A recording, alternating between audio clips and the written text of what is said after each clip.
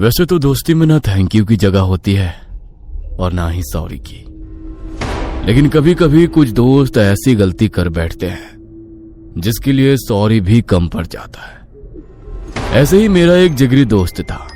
दोस्त क्या, जान था वो मेरी। कॉलेज का सबसे बड़ा स्टड, सबसे बड़ा प्ले बॉय था। मेरी जान उसमें बसती थी और उसकी हर खूबसूरत लड़की में। यार रॉकी, अब बस भी कर। तुझे पूरे 3 घंटे हो गए हैं यहाँ इस कॉलेज के बाहर खड़े खड़े। तू हर दिन किसी नए कॉलेज के बाहर जाकर खड़ा होता है। अरे क्या चाहिए मेरे भाई तुझे? अभी घर चल तू। क्या यार विनोद, ऐसी बोरिंग पर्सनालिटी के कारण ही तू अभी तक अपना खाता नहीं खोल पाया है और मैं अभी घर नहीं जा सकता हूँ। मेरा शिकार अभी मिला नहीं है। यहाँ से कितनी सारी लड़कियां तो गुजर चुकी हैं। आखिर तुझे किसकी तलाश है भाई? कौन है वो खास लड़की? लड़की नहीं, मैं तो इस कॉलेज की एक टीचर को देखने आया हूँ। याद है जो पिछले हफ्ते हमारे कॉलेज में गेस्ट लेक्चर आई थी? तब से उसका दीवाना हो गया हूँ और इस इलाके के हर कॉलेज में उसे ढूंढ रहा हूँ, लेकिन अभी तक मिली नहीं है। हे भगवान, तू अब टीचर को भी नहीं छोड़ेगा क्या? Look at her age, I think वो 35 से कम नहीं थी। पुरानी शराब में जो नशा होता है वो ठंडी बियर से हो ही नहीं सकता, और ये बात वही समझ सकता है जिसे नशे की लत हो, और मुझे तो लत लग चुकी है मेरे भाई। ओए वो देख, आ गई। चल मैं जाता हूँ, बड़ी मुश्किल से हाथ लगी है। गेट से एक बेहद खूबसूरत कमसीन सी औरत बाहर आई। उसने लाल साड़ी पहनी हुई थी जो उसकी पतली कमर पर लिपट कर इतनी आकर्षक लग रही थी कि एक पल को मैं भी उसकी पसंद पर रस्क करने लगा। उस टीचर को देख रॉकी उसके पीछे वैसे ही दौड़ पड़ा जैसे शहद देखकर मक्खी जाती है। ये था रॉकी। उसकी कमजोरी थी खूबसूरत लड़कियां, या यूं कहूं औरतें। कहते हैं हर शौक की एक कीमत होती है, लेकिन क्या रॉकी को भी अपने इस शौक की कीमत अदा करनी पड़ेगी? अरे रॉकी, हॉर्न बजाना बंद कर यार, आ रहा हूं। रॉकी राठौड़ किसी का वेट नहीं करता मुन्ना, जरा जल्दी आ। ले आ गया, बड़ा आया रॉकी राठौड़। अब चल यहां से, वरना मम्मी चप्पल मार के भगाएगी दोनों को। हाँ हाँ ठीक है। उस दिन मैं भी हर शाम की तरह रॉकी के साथ घूमने निकला था, लेकिन मुझे नहीं पता था कि वो शाम आम नहीं होने वाली थी। रॉकी मुझे एक बढ़िया से कैफे में ले गया था। अब मैं ठहरा लड़का, इसलिए वहां जाने में मुझे थोड़ा संकोच हो रहा था। कुछ देर बाद हमारा ऑर्डर लेने के लिए एक वेट्रेस आई, जिसे देख मैं दंग रह गया। वो एकदम खूबसूरत लड़की थी। सफेद सूट में वो किसी अप्सरा से कम नहीं लग रही थी। उसने बाल बांधकर पोनी टेल बना रखी थी और उसके पास से फूलों की मदहोश कर देने वाली महक आ रही थी। सर, आपका ऑर्डर प्लीज। अबे बोलना, कहाँ खो गया है? तुझसे कहा तो था साले कि पार्टी मैं दे रहा हूँ, फिर भी सन्नाटे में पहुंच गया। अरे मैडम, आप ऐसा करो, 2 पेप्सी और छोले भटूरे ले आओ, इसका फ्यूज चला गया है। ठीक है sir. Anything else for you sir? लड़की ने मुस्कुराकर मुझे देखा तो मेरी बोलती बंद सी हो गई। No thanks. वो कोई आम लड़की नहीं थी। उसे देखने के बाद मैं मदहोश हो गया था। आज पहली दफा मैंने किसी लड़की को इस नजर से देखा था। उसकी खुशबू जा ही नहीं रही थी मेरे मन से, और ये देखने के बाद रॉकी ने मेरी आंखों में महसूस कर ली थी। लगता है आज तुझे भी नशे की तलब लगी है। चलो शुक्र है ऊपर वाले का, मुझे तो लगा था कि तू अरे चुप कर यार रॉकी, वो सुन लेगी। अरे पहले जाकर उसका नाम तो पूछ। रॉकी ने मुझे नेहा की तरफ धक्का दिया और हड़बड़ाहट में पेप्सी मेरे शर्ट पर गिर गई। नेहा घबरा गई। सॉरी, गलती से हो गया, मैं अभी साफ कर देती हूँ। बस प्यार हो गया मुझे नेहा से। मुझे अब दिन या रात उसके ख्याल में गुम रहना अच्छा लगता था। नेहा भी मुझे पसंद करने लगी थी। धीरे धीरे हम एक दूसरे के प्यार में डूबते गए। अब मैं रॉकी के साथ कम रहने लगा था। उसके साथ रहता तो बिना वजह लड़कियां देखनी पड़ती, और मेरी नेहा के होते हुए मुझे किसी और लड़की को देखना गवारा नहीं था। 1 साल ऐसे ही बीत गया। अरे ओ आशिक दीवाने, तू अभी तक नेहा का हाथ पकड़ कर ही घूम रहा है या बात कमर तक पहुंची है? बस कर यार रॉकी, नेहा को लेकर ऐसी बातें मत किया कर, मुझे पसंद नहीं है। और तेरी तरह हर रोज मुझे नई बोतल से नशा करने की आदत भी नहीं है। मुझे कोई जल्दी नहीं है। जल्दी कुछ कर, वरना कोई मेरा जैसा हैंडसम उसे ले जाएगा और तू मुंह ताकता रह जाएगा। तू और तेरी बकवास। अरे सब लड़कियां एक जैसी नहीं होती हैं, और मेरी नेहा वो तो हरगिज ऐसी नहीं है। उसे मुझसे प्यार है। तेरे जैसे लाख लड़के भी उसके आगे जाकर अपनी नाक रगड़े बिना तब भी वो भाव नहीं देगी, समझा? हट। मुझे रॉकी की बकवास बातें सुनकर गुस्सा आ गया था। उसकी घटिया बातें मुझे और नहीं सुननी पड़े, इसलिए मैं उठकर गुस्से में अपने घर चला गया। लेकिन मुझे यह एहसास नहीं था कि गुस्से में मैंने रॉकी के मेल ईगो को ठेस पहुंचा दी थी। कई दिन बीत गए थे, रॉकी का कोई अता पता नहीं था। मेरा गुस्सा भी अब ठंडा हो गया था। मैंने रॉकी को फोन लगाया। ये मेरा फोन क्यों नहीं उठा रहा है? ज्यादा बोल दिया क्या मैंने? शिट यार, जाकर मनाना पड़ेगा। अब एक ही तो दोस्त है मेरा। मैं रॉकी के फ्लैट पर गया। वहां वो अकेला रहता था। एक चाबी हमेशा मेरे पास ही रहती थी। मैंने दरवाजा खोला। हाथ में 2 बियर और तंदूरी चिकन का पैकेट था। सोचा था मना लूंगा, लेकिन जैसे ही मैंने उसके कमरे की तरफ कदम बढ़ाया, मुझे कुछ सुनाई दिया। ओ रॉकी, ना जाने अभी तक तुम कहाँ थे। I really love spending time with you. मुझे यकीन था कि वो बोरिंग विनोद तुझे खुश नहीं कर पा रहा होगा। नेहा, फिक्र मत करो, मैं हूं ना, और उसे कभी कुछ पता नहीं चलेगा। मुझे तो लगा था तुम सीरियस हो जाओगी उसके साथ। ओ कम ऑन, सीरियस और उसके साथ? क्या ये मैंने क्या सुन लिया था? क्या ये कोई बुरा सपना था? मेरी गर्लफ्रेंड मेरे बचपन के दोस्त के साथ? छी! सोचकर ही घिन आ रही थी। मेरे हाथ से पैकेट छूट गया। मैं सीधा वापस घर चला गया और सामान पैक करके गांव निकल गया। जब भी मैं परेशान होता था तो अपनी दादी के गांव चला जाता था। दादी तो अब नहीं रही, लेकिन उनका वो पुराना घर मेरे मन को सुकून देता था। मुझे गांव आए 1 हफ्ता बीत गया था। रॉकी और नेहा के फोन पर फोन आते रहे। मैंने उनसे बात नहीं की और ना ही अब दोबारा कभी करने वाला था।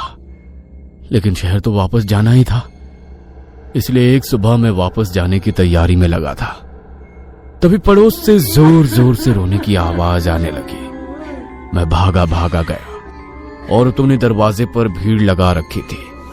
किसी तरह मैंने अपना रास्ता बनाया। अरे ये तो हरीश भाई है। इन्हें क्या हो गया? कल तक तो बढ़िया थे। पूछो मत भैया, कोई ऊपरी चक्कर था। इसके चाचा के बेटे ने कुछ कराया धराया था। हाँ, अरे उन्होंने क्या कराया, ये खुद ही छिछोरा था, एकदम ढीला। उस पिशाचिनी से रात को मिलने गया था। अब ये तो होना ही था। पिशाचिनी? हाँ भैया, सुना है कि उधर पुराने किले में जो औरत रहती है वो औरत नहीं, पिशाचिनी है। बरसों से जिंदा है। जवान मर्दों को अपने जाल में फंसाती है, फिर उनके साथ सोकर और भी जवान हो जाती है। लेकिन उसके बाद एक भी मर्द जिंदा नहीं बचता है। लेकिन फिर भी जाने क्या जादू है उसमें, मर्द उसके पास खींचे चले जाते हैं।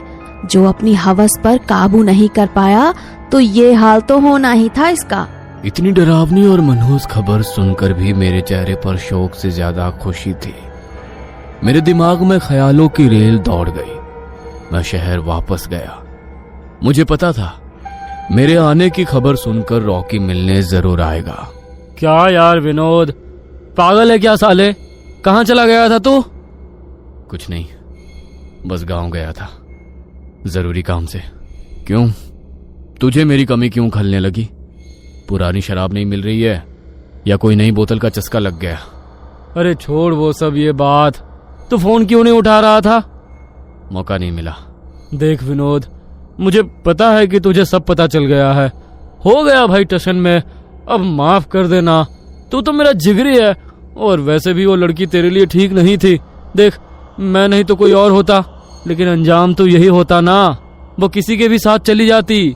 भाई ये समझ ले, तेरे लिए मैंने अपनी कुर्बानी दे दी, वरना मेरा चॉइस तो तू जानता है। कुर्बानी? सही बात है, चल छोड़ अब। अच्छा चल अब पार्टी करते हैं। छोड़ ये देवदास बनना यार, एक जाएगी तो दूसरी आएगी, मुझसे कुछ सीख।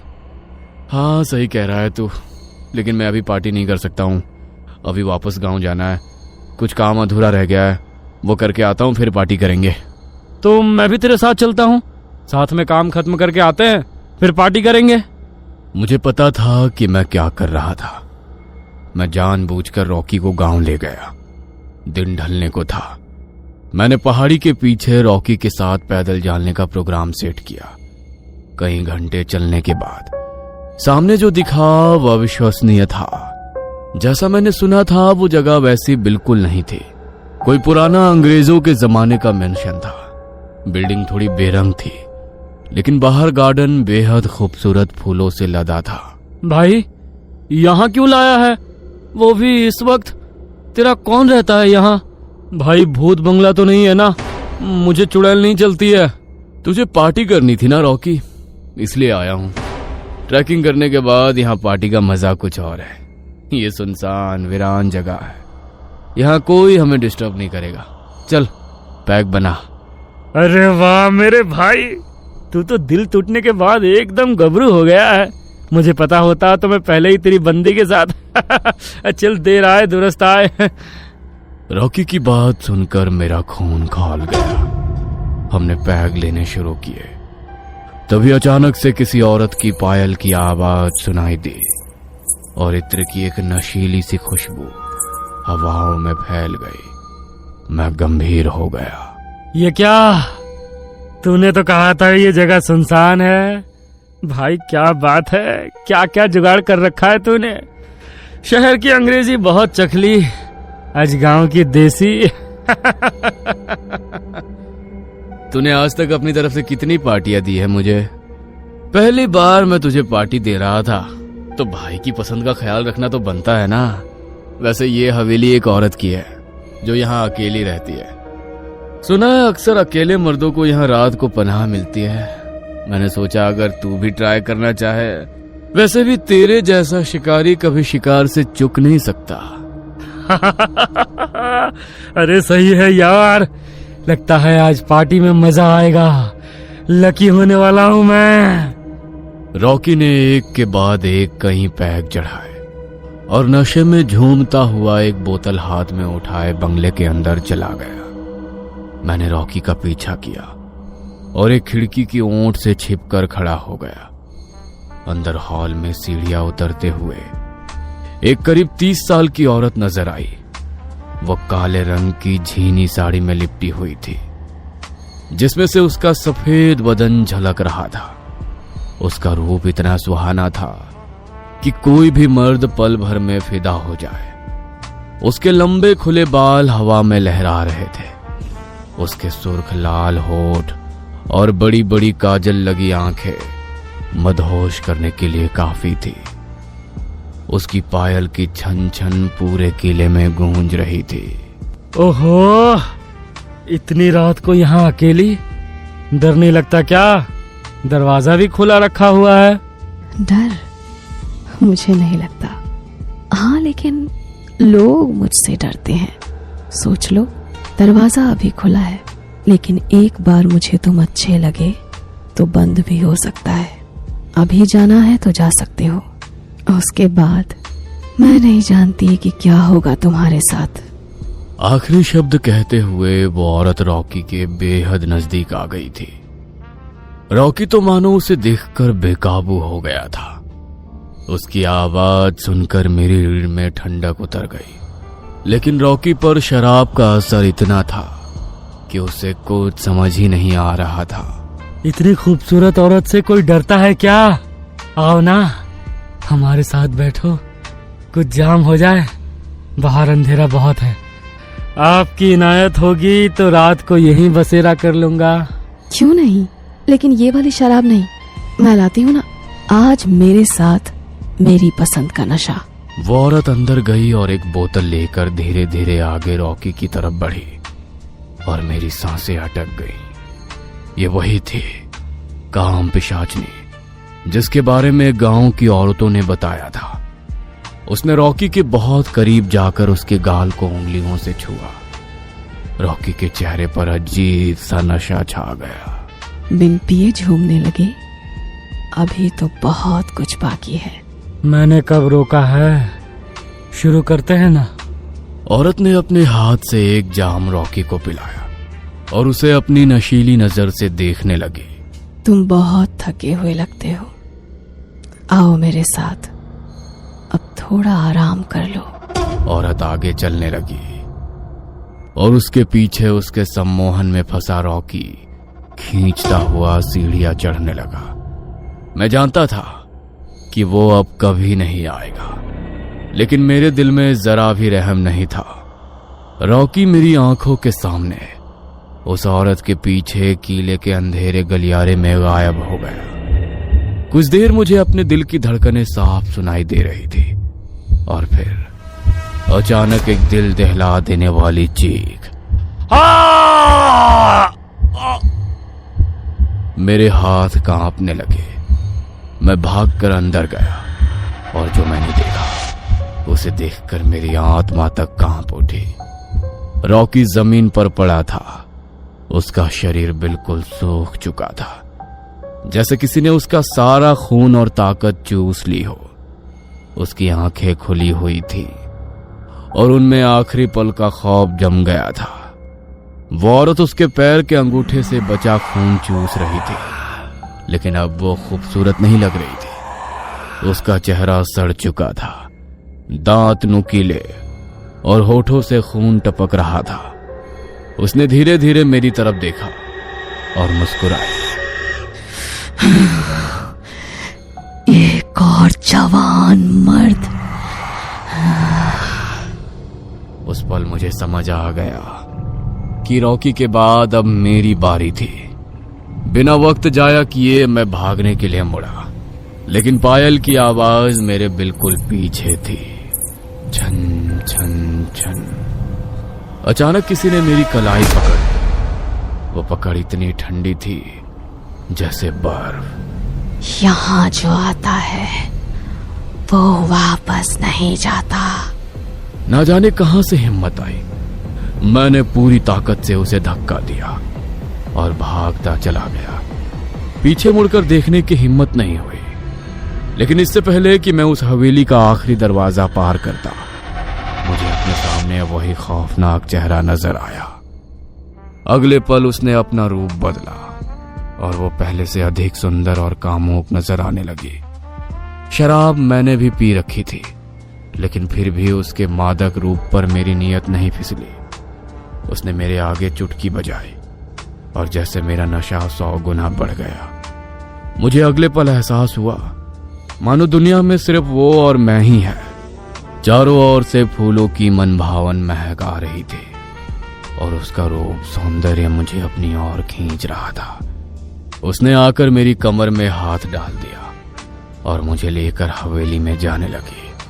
अंदर जाकर, आज रात के लिए मैं सिर्फ तुम्हारी हूँ, अब बस इंतजार खत्म।